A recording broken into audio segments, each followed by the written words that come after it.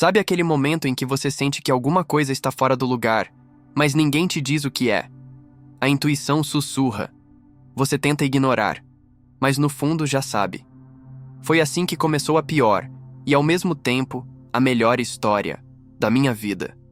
Eu estava mexendo no celular distraído quando a notificação apareceu. Era uma mensagem da minha irmã, só que diferente. Não tinha emoji, não tinha piadinha interna, não tinha o mano com 10 letras que ela sempre usava. Era só: Oi, só queria te avisar que a lista de convidados foi finalizada e tivemos que fazer alguns cortes difíceis. Espero que entenda. Te amo. Cortes difíceis. Li aquilo umas 5 vezes. Dei um risinho sem graça, porque aquilo só podia ser um erro. Eu sou o irmão dela. Irmão. Não um primo de 3º grau. Não um colega de faculdade. Eu sou o cara que ajudou a Emily a se mudar em todas as crises que ela teve. Fui o ombro amigo nos términos. Dividi meu salário com ela quando perdeu o emprego. E agora, eu era um dos cortes difíceis? Peguei o telefone e liguei para minha mãe. Atendeu no segundo toque. Oi, querido, ela disse animada como se estivesse tudo normal. Acabei de receber uma mensagem da Emily. Falei direto, sem rodeios. Ela disse que finalizou a lista de convidados, e eu não tô nela. Do outro lado, silêncio. Só por isso eu já soube a verdade. Então veio o suspiro. Aquele suspiro que ela sempre usava quando queria me fazer parecer dramático. Ai, filho, é só um casamento. Não precisa fazer drama. Senti como se tivesse levado um chute no estômago. Mãe, você tá me ouvindo? Eu sou o irmão dela. O irmão. Como é que eu não fui convidado pro casamento da minha própria irmã? Ela fez aquele TSC irritante, como se eu estivesse reclamando à toa. Não é pessoal. Ela só precisou manter a lista pequena. Mãe! Interrompi. A Emily postou no Instagram. Tem 150 convidados. Isso é manter a lista pequena? Silêncio. Aquele tipo de silêncio que grita culpa. Aí veio uma risadinha forçada. Ah, filho, você sabe como é. Casamentos são caros. Talvez tenham achado que você não se importaria. Não me importaria? Minha voz tremeu. Eu ajudei ela em tudo, em tudo. E agora não sou importante o suficiente para estar no dia mais importante da vida dela? Ai, para com o drama, ela respondeu entediada.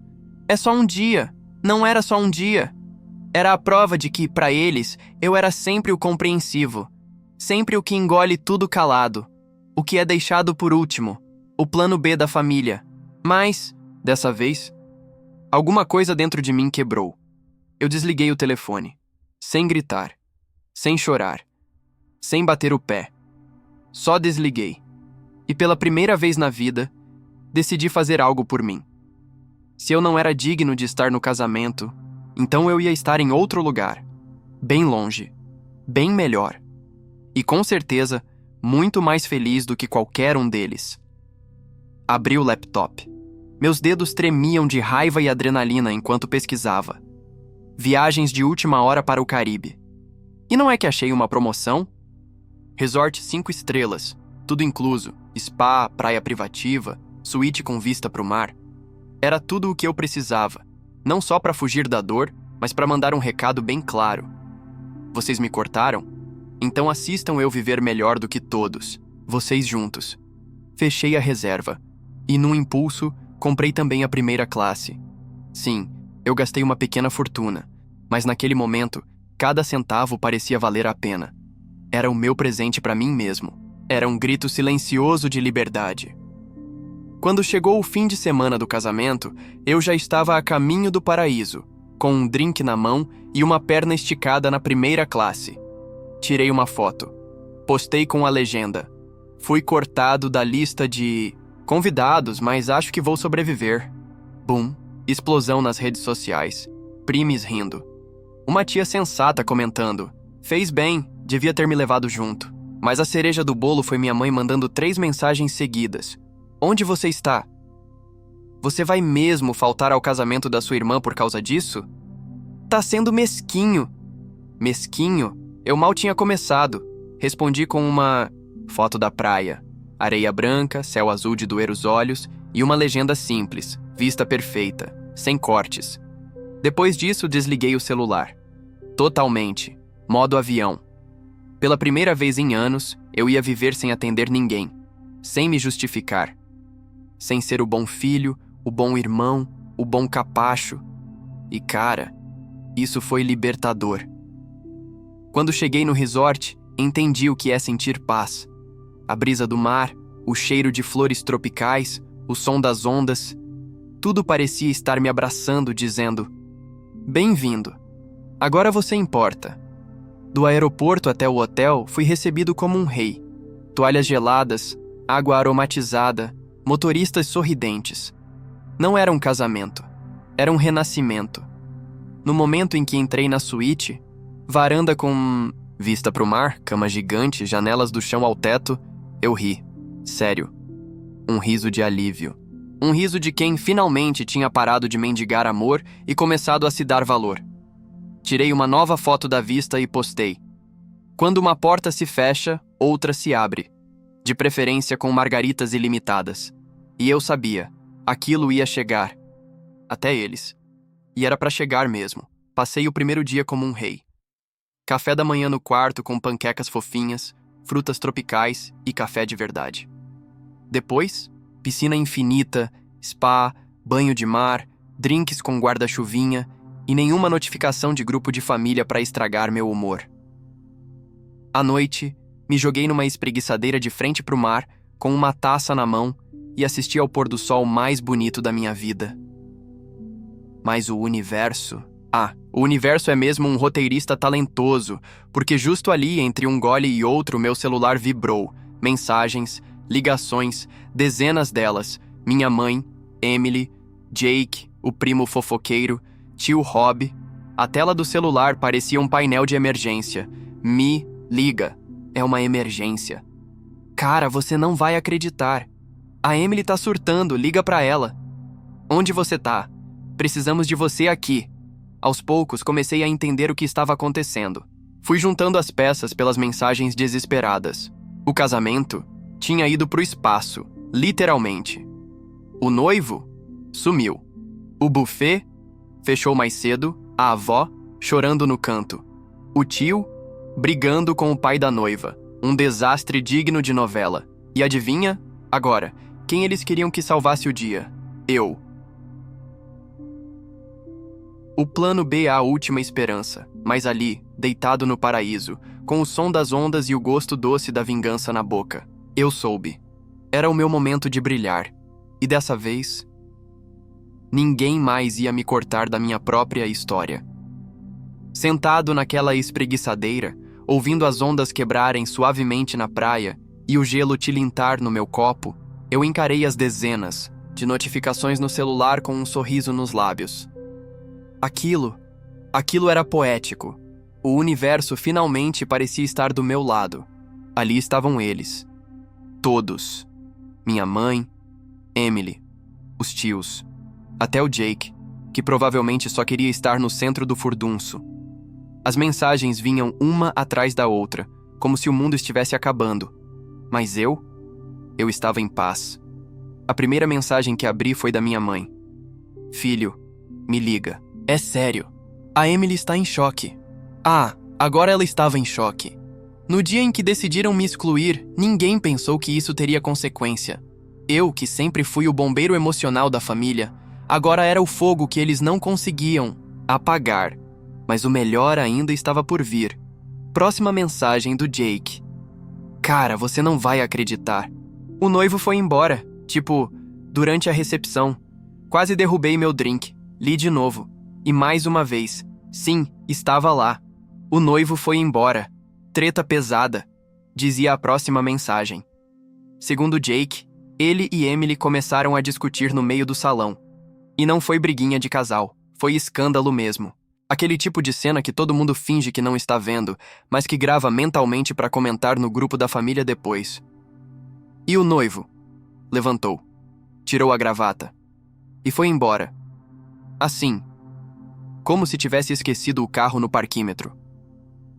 A Emily surtou, gritou, chorou, jogou o buquê no chão. Algumas madrinhas tentaram acalmar, mas ela virou uma tempestade de lágrimas, xingamentos e copos quebrando. O tio Rob brigou com o pai dela. A avó passou mal. O buffet fechou o bar antes do tempo. O DJ colocou Someone Like You da Adele e alguém começou a cantar errado e chorando no microfone. Um desastre completo. Eu me encostei na espreguiçadeira. Fechei os olhos. Respirei fundo. E comecei a rir. De verdade.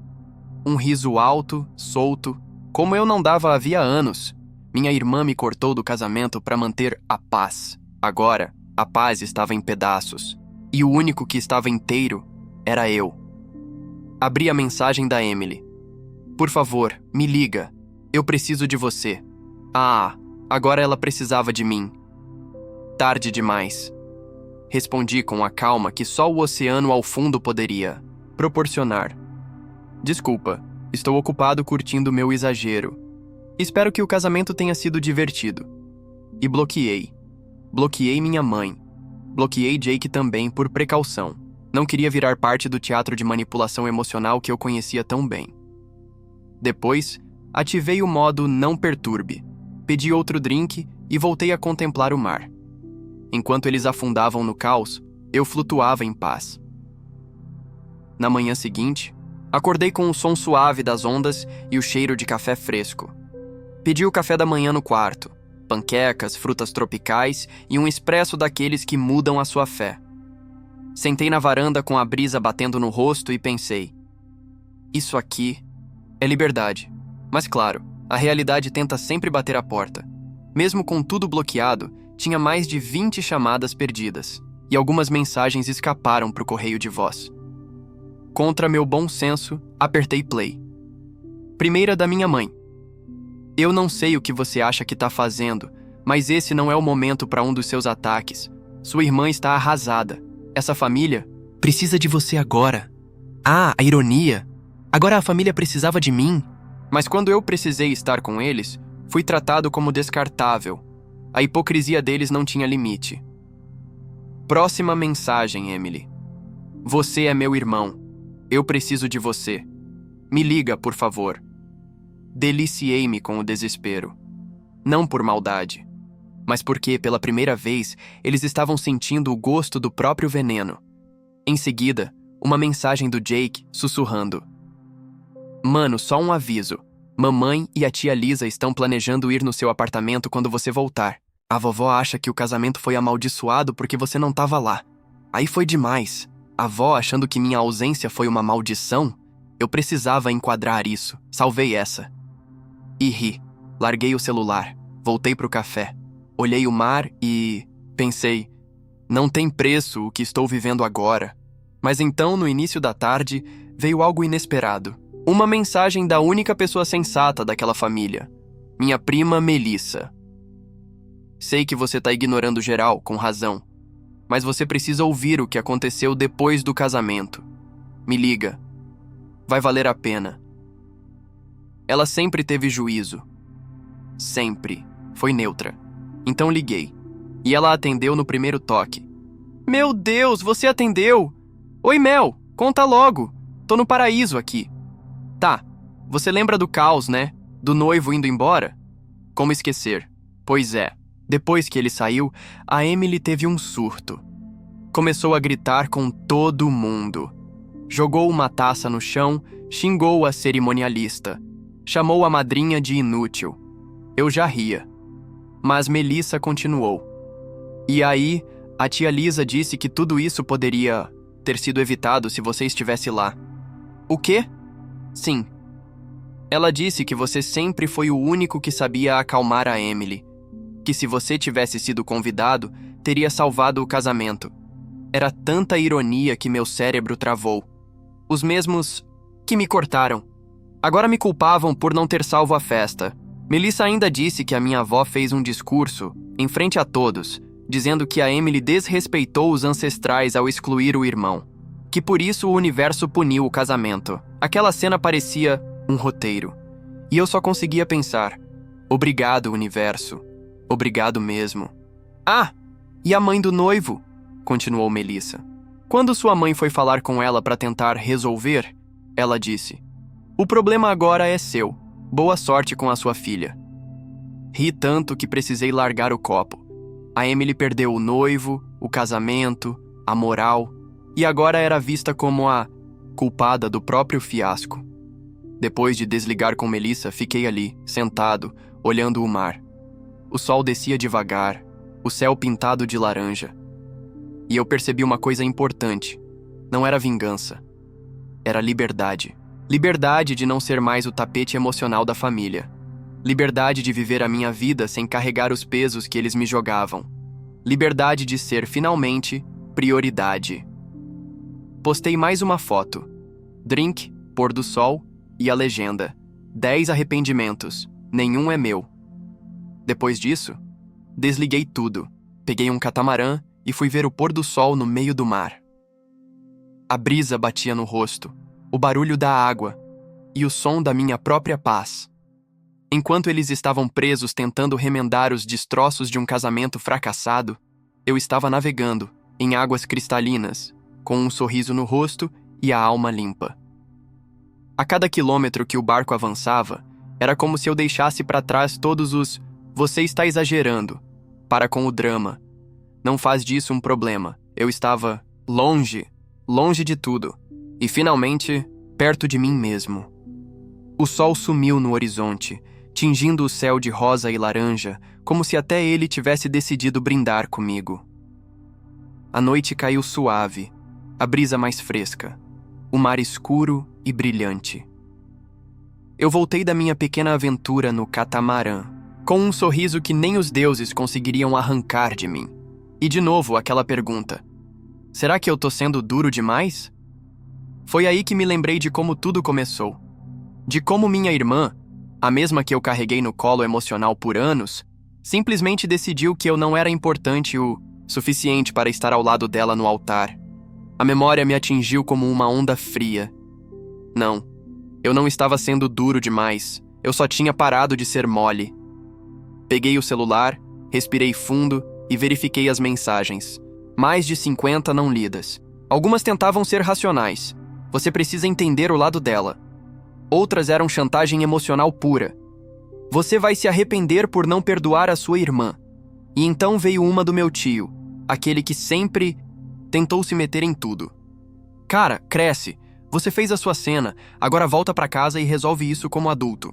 Ri, eles ainda não tinham entendido. Essa não era uma cena. Essa era minha libertação. E então, lá estava ela. Uma nova mensagem da Emily.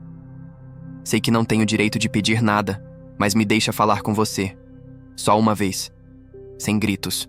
Sem briga, só eu e você, por favor. Suspirei. Não porque queria atendê-la, mas porque... por um segundo, uma parte de mim, aquela que ainda amava a irmã que eu achava que tinha, queria ouvir. Mas não era a hora. Respondi apenas: não. Agora. E desliguei o celular de novo. Voltei para o mar. Literalmente. Naquele dia mergulhei com golfinhos. Eu sei. Parece exagero. Mas foi. Um exagero de alegria, de leveza, de recomeço. E quando um deles se aproximou e passou ao meu lado como quem cumprimenta, eu quase perguntei: você já foi excluído de um casamento por alguém que dizia te amar? À noite, fui convidado para um jantar coletivo no resort. Mesa comunitária, pessoas do mundo todo, boas conversas. E foi ali, entre taças de vinho e risadas desconhecidas, que percebi: a vida continuava. Com ou sem eles. Uma mulher do Chile contou que também havia sido excluída do casamento do irmão por questões de espaço. Um rapaz da Alemanha foi deserdado por sair do armário. E todos ali riam, brindavam, existiam, livres. Não éramos apenas estranhos num jantar. Éramos sobreviventes de famílias imperfeitas. E foi ali que entendi: ser excluído por quem deveria te amar não diz nada sobre você. Só diz tudo sobre eles. No dia seguinte, recebi a única mensagem que me tocou de verdade. Melissa de novo. Sei que você não quer saber, mas acho que é justo te contar. A Emily está indo fazer terapia pela primeira vez. Disse que tá tentando entender por que sempre te tratou como garantido. Fechei os olhos, respirei e senti nada. Não era rancor, nem alegria. Era neutralidade. Como quem finalmente aceita que certas pessoas não vão mudar e que talvez a sua única função seja aceitar isso e seguir em frente. Respondi: tomara que ela descubra. Depois disso, liguei na recepção. Perguntei sobre disponibilidade para estender a estadia, se eles tinham vaga. Eu tinha tempo e minha alma ainda tinha sede de cura. Mais uma semana no paraíso? Sim, não por birra, mas por necessidade. Ficar ali era me dar o tempo que eu sempre dei para os outros. No 7º dia, enquanto andava pela praia, recebi uma ligação do hotel. Era a recepcionista sorrindo, com uma flor no cabelo e um sotaque doce. Senhor, temos um presente para o senhor na recepção. Achei que fosse um erro. Desci, e lá estava. Uma carta. Sim, uma carta, escrita à mão, em papel grosso. Com meu nome na frente, abri, era da Emily. Sei que você não quer me ouvir, então vou escrever. Talvez você leia. Talvez não. Mas preciso tentar. O texto era longo. Ela falava sobre como sempre sentiu que eu era forte demais. Como me ver tão constante a fazia pensar que eu aguentaria tudo. Que por isso ela nunca considerou que me excluir do casamento poderia doer tanto. Ela se desculpava, não pelas palavras, mas pelas atitudes. Dizia que entender isso agora era doloroso, mas necessário, e terminava com algo que me fez parar. Não. Espero que você me perdoe, mas espero que, um dia, você volte a sorrir quando pensar em mim. Fechei a carta e fiquei ali, parado, segurando aquele pedaço de papel como se fosse uma relíquia de uma vida que já não era mais minha. Voltei pro quarto, guardei a carta e sentei na varanda. Naquele momento percebi, eu não precisava de uma reconciliação. Eu precisava de respeito, e respeito começa quando alguém entende que feriu, assume, e não exige que você finja que nada aconteceu. Emily finalmente deu esse primeiro passo, e mesmo que ainda fosse pouco, era mais do que eu esperava. Mas não bastava. Na manhã do 9º dia, fiz algo simbólico. Peguei meu celular, fui até os contatos bloqueados e não desbloqueei ninguém. A carta foi bonita, mas minha paz era mais. Postei uma última foto. Eu, sentado na areia, com o mar atrás e uma legenda simples. Silêncio não é vingança, é liberdade. Deitei na espreguiçadeira. Fechei os olhos e dormi como alguém que finalmente acordou para si mesmo, último dia de viagem. E de novo aquela pergunta: será que eu tô sendo duro demais? Foi aí que me lembrei de como tudo começou. De como minha irmã, a mesma que eu carreguei no colo emocional por anos, simplesmente decidiu que eu não era importante o suficiente para estar ao lado dela no altar. A memória me atingiu como uma onda fria. Não. Eu não estava sendo duro demais, eu só tinha parado de ser mole. Peguei o celular, respirei fundo e verifiquei as mensagens. Mais de 50 não lidas. Algumas tentavam ser racionais. Você precisa entender o lado dela. Outras eram chantagem emocional pura. Você vai se arrepender por não perdoar a sua irmã. E então veio uma do meu tio, aquele que sempre tentou se meter em tudo. Cara, cresce. Você fez a sua cena, agora volta pra casa e resolve isso como adulto. Eles ainda não tinham entendido. Essa não era uma cena. Essa era minha libertação. E então, lá estava ela. Uma nova mensagem da Emily. Sei que não tenho direito de pedir nada, mas me deixa falar com você. Só uma vez. Sem gritos. Sem briga, só eu e você, por favor. Suspirei. Não porque queria atendê-la, mas porque... Por um segundo, uma parte de mim, aquela que ainda amava a irmã que eu achava que tinha, queria ouvir. Mas não era a hora. Respondi apenas, não. Agora. E desliguei o celular de novo. Voltei para o mar. Literalmente. Naquele dia mergulhei com golfinhos. Eu sei, parece exagero, mas foi. Um exagero de alegria, de leveza, de recomeço. E quando um deles se aproximou e passou ao meu lado como quem cumprimenta, eu quase perguntei: "Você já foi excluído de um casamento por alguém que dizia te amar?" À noite, fui convidado para um jantar coletivo no resort. Mesa comunitária, pessoas do mundo todo, boas conversas. E foi ali, entre taças de vinho e risadas desconhecidas, que percebi: a vida continuava, com ou sem eles. Uma mulher do Chile contou que também havia sido excluída do casamento do irmão por questões de espaço. Um rapaz da Alemanha foi deserdado por sair do armário. E todos ali riam, brindavam, existiam, livres. Não éramos apenas estranhos num jantar. Éramos sobreviventes de famílias imperfeitas. E foi ali que entendi: ser excluído por quem deveria te amar não diz nada sobre você. Só diz tudo sobre eles. No dia seguinte, recebi a única mensagem que me tocou de verdade. Melissa de novo. Sei que você não quer saber, mas acho que é justo te contar. A Emily está indo fazer terapia, pela primeira vez. Disse que está tentando entender por que sempre te tratou como garantido. Fechei os olhos, respirei e senti nada. Não era rancor, nem alegria. Era neutralidade. Como quem finalmente aceita que certas pessoas não vão mudar e que talvez a sua única função seja aceitar isso e seguir em frente. Respondi: tomara que ela descubra. Depois disso, liguei na recepção. Perguntei sobre disponibilidade para estender a estadia, se eles tinham vaga. Eu tinha tempo e minha alma ainda tinha sede de cura. Mais uma semana no paraíso? Sim, não por birra, mas por necessidade. Ficar ali era me dar o tempo que eu sempre dei para os outros. No 7º dia, enquanto andava pela praia, recebi uma ligação do hotel. Era a recepcionista sorrindo, com uma flor no cabelo e um sotaque doce. Senhor, temos um presente para o senhor na recepção. Achei que fosse um erro. Desci, e lá estava. Uma carta. Sim, uma carta, escrita à mão, em papel grosso. Com meu nome na frente, abri, era da Emily. Sei que você não quer me ouvir, então vou escrever. Talvez você leia. Talvez não. Mas preciso tentar. O texto era longo. Ela falava sobre como sempre sentiu que eu era forte demais. Como me ver tão constante a fazia pensar que eu aguentaria tudo. Que por isso ela nunca considerou que me excluir do casamento poderia doer tanto. Ela se desculpava, não pelas palavras, mas pelas atitudes. Dizia que entender isso agora era doloroso, mas necessário, e terminava com algo que me fez parar. Não. Espero que você me perdoe, mas espero que, um dia, você volte a sorrir quando pensar em mim.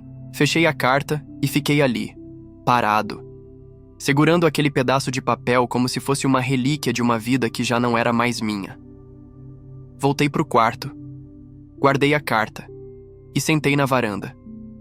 Naquele momento percebi, eu não precisava de uma reconciliação. Eu precisava de respeito. E respeito começa quando alguém entende que feriu, assume, e não exige que você finja que nada aconteceu. Emily finalmente deu esse primeiro passo. E mesmo que ainda fosse pouco, era mais do que eu esperava. Mas não bastava. Na manhã do 9º dia, fiz algo simbólico. Peguei meu celular, fui até os contatos bloqueados e não desbloqueei ninguém. A carta foi bonita, mas minha paz era mais. Postei uma última foto. Eu, sentado na areia, com o mar atrás e uma legenda simples: silêncio não é vingança, é liberdade. Deitei na espreguiçadeira. Fechei os olhos e dormi como alguém que finalmente acordou para si mesmo. Último dia de viagem.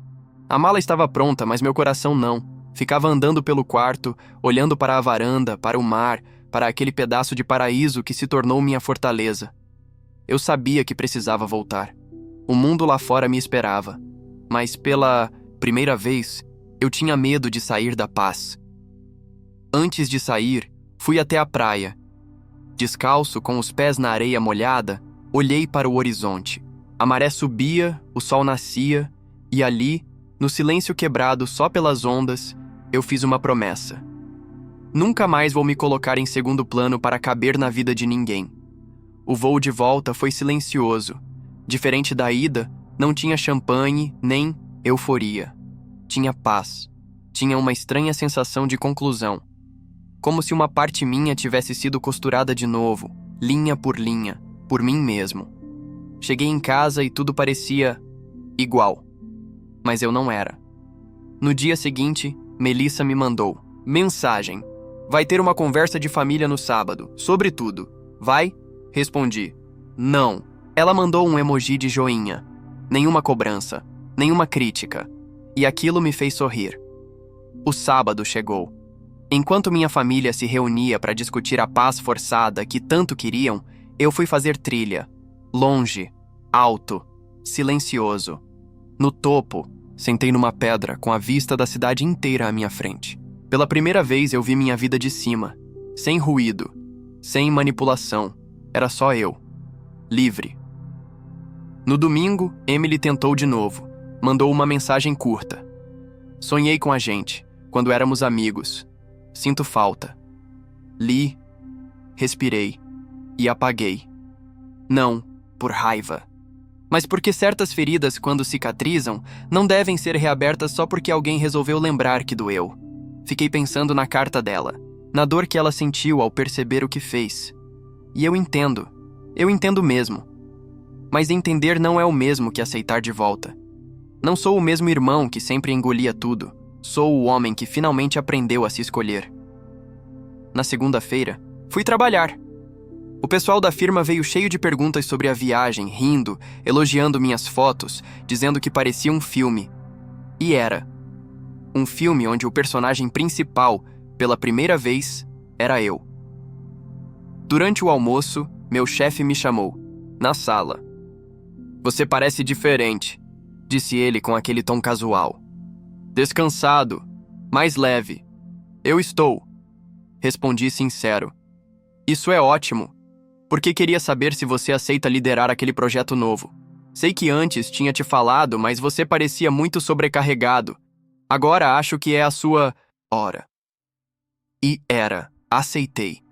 Ali, naquele escritório que antes parecia uma prisão, eu senti liberdade. Porque agora, tudo o que eu fazia era escolha minha, não uma obrigação imposta pelos outros. Na sexta-feira, fui jantar sozinho num restaurante novo da cidade. O garçom me levou a uma mesa de canto com vista para a rua iluminada. Sentei, pedi vinho. E pela primeira vez em muito tempo, não me senti só. Eu me bastava. No meio da refeição, chegou uma notificação no celular. Melissa de novo. Ah, Emily está com depressão e está se tratando. Não sei se você quer saber disso, mas achei justo avisar. Eu li. Demorei para responder. Depois escrevi. Espero que ela melhore, sinceramente. Mas eu não posso mais ser parte da cura dela. Porque eu também estou me curando, ela respondeu. Entendo, te apoio.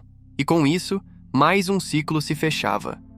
Um mês depois, estava sentado no sofá do meu apartamento, vendo um filme qualquer, quando meu telefone tocou. Número desconhecido. Não atendi, mas o correio de voz apitou. Ouvi por curiosidade. Era a voz do meu pai, coisa rara. Filho, sei que as coisas foram pesadas. Só queria dizer que entendi. Talvez tarde demais, mas entendi. E você fez o certo. Estamos aqui. Quando quiser, se quiser. Fechei os olhos. O mundo estava virando devagar. Pessoas estavam se ajustando, algumas por culpa, outras por amor. Mas eu estava em paz. Voltar para casa depois de uma viagem como aquela não significava voltar ao mesmo papel. Significava recomeçar, com novos limites, com nova voz. Hoje, meses depois, minha vida é outra. Minha rotina mudou. Minhas prioridades mudaram. Mas o mais importante, minha autoestima se reconstruiu. A Emily continua em silêncio. Minha mãe tenta de vez em quando, mas não passa da barreira do respeito que eu impus. Meu pai manda mensagens ocasionais, e Melissa virou amiga de verdade. Recentemente, fui questionado por um amigo. Você se arrepende de não ter ido ao casamento? Sorri. e respondi: não. Foi o melhor não que eu já disse na vida. Porque ali começou o sim mais importante de todos. O sim pra mim. Hoje caminho leve. A saudade existe, claro, mas é saudade do que eu imaginei que tínhamos, não do que realmente existia. E a liberdade, essa é real. Essa é minha. Se eu voltasse no tempo, faria tudo de novo. Cada foto postada, cada bloqueio, cada drink na beira da praia. Porque naquela viagem, eu deixei de ser o irmão excluído e me tornei o protagonista da minha própria história. Se você já se sentiu excluído por quem mais devia te amar, essa história é pra você. Às vezes, a melhor resposta é o silêncio. Às vezes, a melhor vingança é a paz. E acima de tudo, escolher a si mesmo nunca é egoísmo, é sobrevivência. Se essa história te tocou, deixa o like, comenta aqui embaixo se já viveu algo parecido e, claro, se inscreve no canal Reddit Entre Linhas para mais histórias intensas como essa. Obrigado por assistir até o fim. A gente se vê na próxima história. E lembre-se, o protagonista da sua vida é você.